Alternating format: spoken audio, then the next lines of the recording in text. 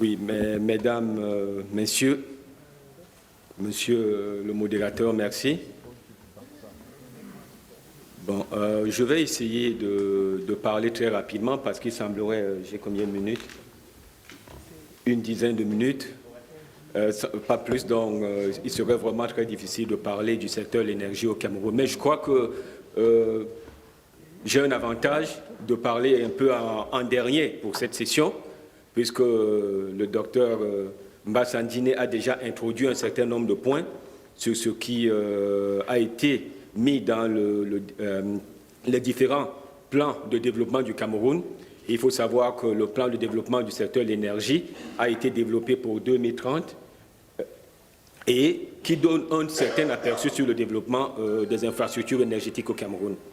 Je suis Vincent Kondiok, puisque je ne me suis certainement pas présenté. Je travaille à l'Agence internationale d'énergie atomique où, après avoir dirigé les programmes, je m'occupe actuellement de tout ce qui est introduction de l'électronucléaire dans les nouveaux pays. Ça veut dire que dans le monde actuellement, tout pays qui veut se lancer dans le nucléaire, soit pour la première fois, soit pour l'expansion, comme des pays de l'Europe de l'Est ou alors l'Afrique du Sud, eh bien, nous sommes obligés d'une certaine manière de travailler avec eux, de les guider, de les aider à le faire dans de bonnes conditions. Et ceci nécessite donc un certain nombre d'infrastructures. Ma présentation sera extrêmement simple. En réalité, je n'ai qu'un seul slide que vous voyez. Et ce n'est que sur ça que je vais parler. Et donc, en fonction du temps qui m'est imparti, je parlerai jusqu'à ce que vous me stoppiez. Et je voulais donc dire que ce n'est qu'une définition. Et j'ai la chance, cette définition, d'une certaine manière, aide-moi. Elle est sortie en 2008. Nous l'avons mis dans notre document que nous appelons le Malson Document à l'AEA, qui permet au pays de se préparer d'une certaine manière à l'introduction de l'électronucléaire. Et aujourd'hui, je dirais, une grande partie du secteur de l'énergie, et vous commencerez à avoir un certain nombre de documents, et notamment un document qui a été écrit par M. Richard Lester, qui est le chef département de l'énergie nucléaire à MIT, ainsi que certaines autres personnes sur le domaine de l'énergie, ils utilisent cette phrase. Parce qu'aujourd'hui, beaucoup de nous, quand on parle des infrastructures énergétiques, tout le monde parle que, je dirais, ce que nous appelons ici facilities. Tout le monde ne parle que de ce qui est de la production, ça veut dire les infrastructures de production énergétique. On va parler d'une centrale thermique, d'une centrale hydraulique, d'une centrale nucléaire, d'une centrale éolienne, et qu'importe. Et aujourd'hui, il est important de savoir que les infrastructures, ce n'est pas que ça. Mais déjà, avant de parler de tout ce qui est infrastructure dans le domaine énergétique, je voudrais simplement dire aussi que mon organisation, d'une certaine manière, quoique très branchée nucléaire, aujourd'hui, on a développé un certain nombre d'outils qui permettent et qui sont utilisés par la majorité des pays dans le monde sur tout ce qui est planification énergétique, évaluation des politiques énergétiques et autres. Malheureusement, le Cameroun ne les utilise pas encore. Et on espère que par des rencontres comme cela, et sachant qu'il y a un certain nombre de personnes ici, on pourra voir d'une certaine manière comment est-ce qu'on pourra œuvrer par rapport à cela pour le futur. Donc je disais, les infrastructures. Et si je revois cette phrase qui est très longue, qui a quand même un sens, mais il y a un certain nombre de points. Je vais partir à partir des derniers. L'énergie doit être, les 3 A, elle doit être disponible. La disponibilité. Donc, un pays comme le Cameroun aujourd'hui doit penser à l'électricité de masse. Et ça, je crois que ce que le docteur Mbassandine a dit, l'hydroélectricité, l'électricité thermique, ça c'est les systèmes de production d'électricité de masse. Qu'est-ce que cela comporte? Cela aide à développer en grande quantité l'énergie et en même temps à réduire les coûts. Et ça, c'est bien pour la population.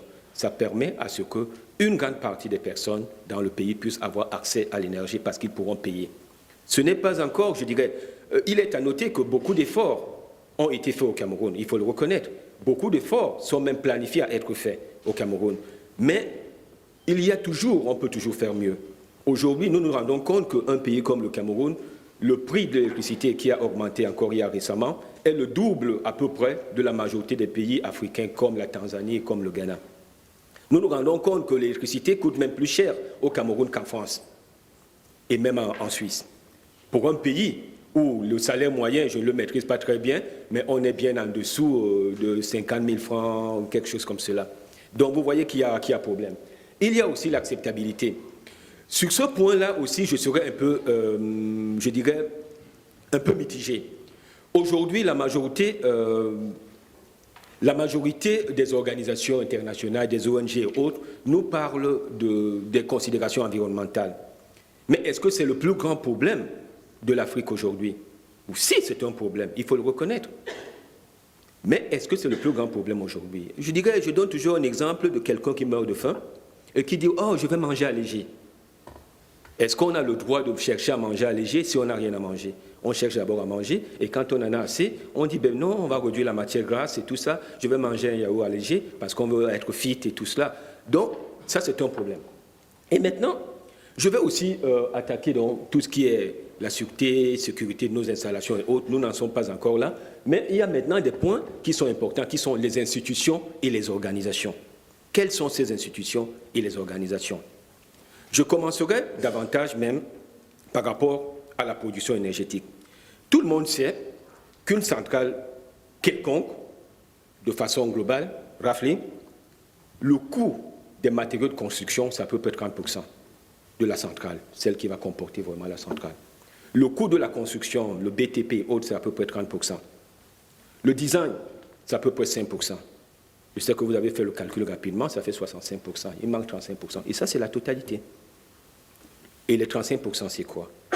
Les 35%, c'est simplement la gestion financière de l'infrastructure. Les intérêts, les intervenants, et ainsi de suite.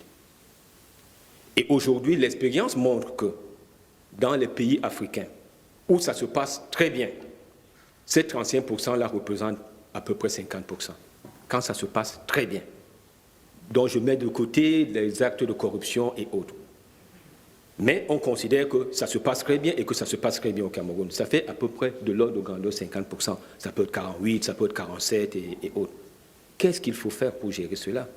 Comment est-ce qu'on peut utiliser la diaspora? On a des financiers. On en a aux États-Unis qui financent l'achat des aéroports. Je crois M. Gentio et tout, il a participé dans ce genre de programme. Je crois que tu dois le connaître. Et autres. Comment utiliser la diaspora pour participer, pour aider à ce que nous puissions disposer ou bien dépenser dans le cadre des infrastructures de développement, c'est 35% uniquement. J'ai parlé du design. En réalité, quand nous on parle du design, 5%, là-dedans entre la faisabilité. Design, c'est-à-dire il y a la faisabilité, il y a la conception et autres. Tout cela, ça prend 5%.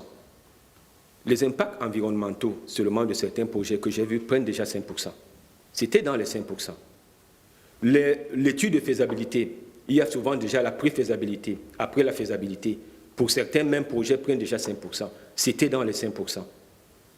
Il y a maintenant le design lui-même.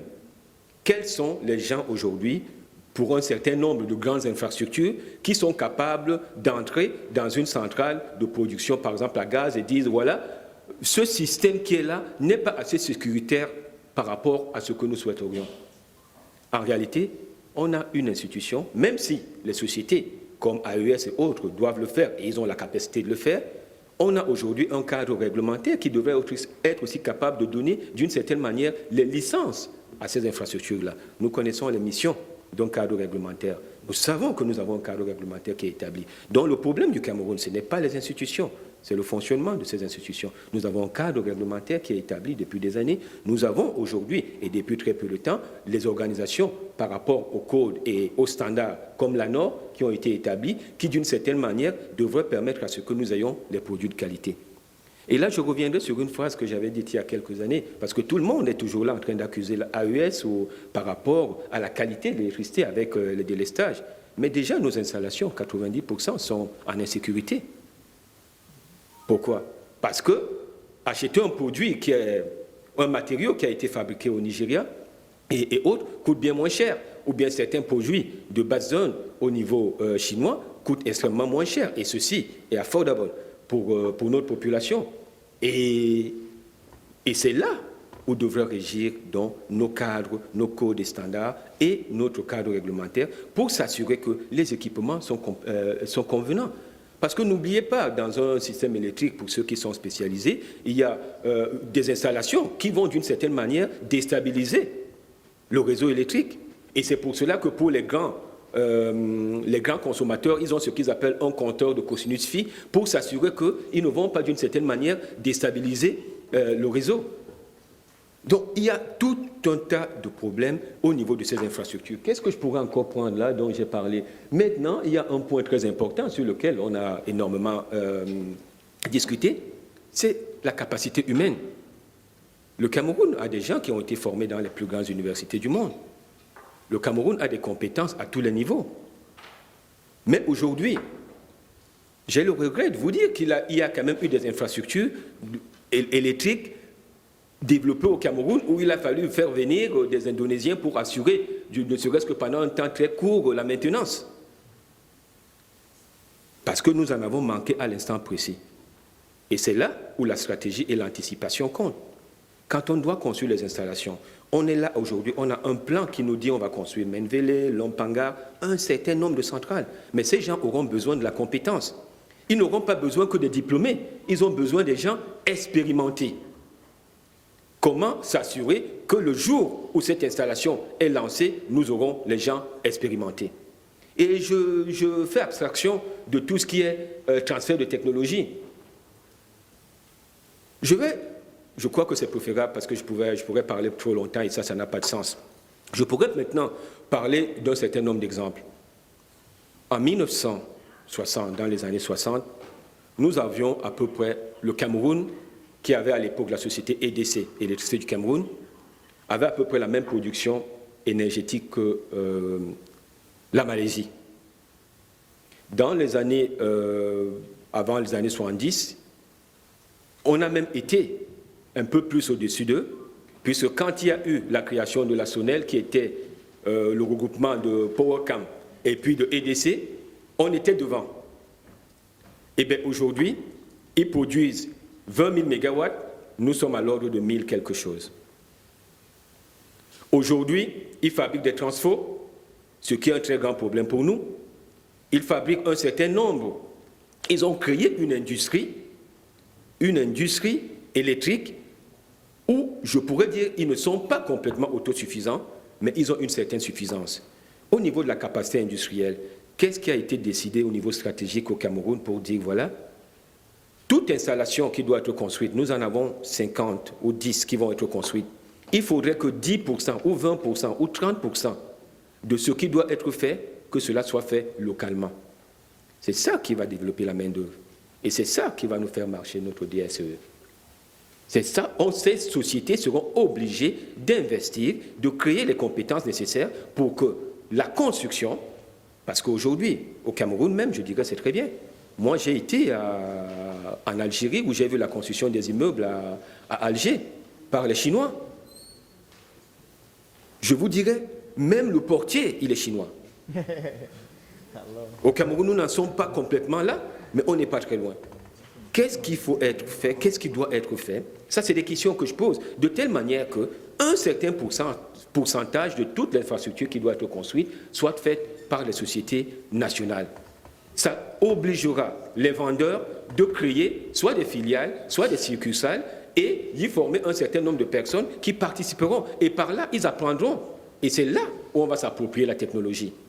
Quand nous signons un contrat, on pense qu'une centrale nucléaire, une centrale thermique ou une centrale hydraulique, elle coûte 100 francs. Mais les Coréens n'ont jamais acheté une centrale quelconque ou même un TGV à prix réel. Ils achètent 10% ou 15% plus cher parce qu'ils vont signer un contrat de transfert de technologie. Et j'étais surpris récemment. Je reviens de Corée et je suis parti de Ulsan. J'ai voulu le faire de Ulsan à Séoul. J'ai pris le TGV. J'avais la nette impression que j'étais entre Paris et Lyon. C'était le même TGV. À la seule différence que j'étais dans un wagon qui était un wagon amélioré et où j'avais un certain nombre de conforts et d'arrangements bien meilleurs que le TGV français qu'ils ont acheté une dizaine d'années avec la technologie et qu'ils ont amélioré. Je ne dis pas que nous avons aujourd'hui la masse critique pour faire tout cela, comme les Coréens. Quoique, Quand ils lançaient même leur programme nucléaire il y a très longtemps, ils étaient plus pauvres que le Cameroun, ils sortaient d'une guerre et autres, et ils ont lancé des centrales nucléaires. Mais nous n'en sommes pas là. Mais dans notre réflexion, et c'est là où je terminerai, des plans ont été faits qui nous permettent de voir l'avenir de façon meilleure. Il faut le reconnaître. On a un certain nombre de documents, le PDS et le PDSE, ainsi que le document sur lequel nous travaillons ici. C'est une avancée non négligeable. Mais je finirai par citer un président qui était initialement militaire, et vous savez exactement ce qu'il a fait pour ce pays, il s'appelait Eisenhower, et il disait « Plans are nothing, planning is everything ». Ça veut dire qu'on a fait des plans qui vont marcher aujourd'hui, mais pour l'avenir, continuons à planifier, à améliorer notre stratégie, et je suis sûr que nous allons y arriver. Je vous remercie.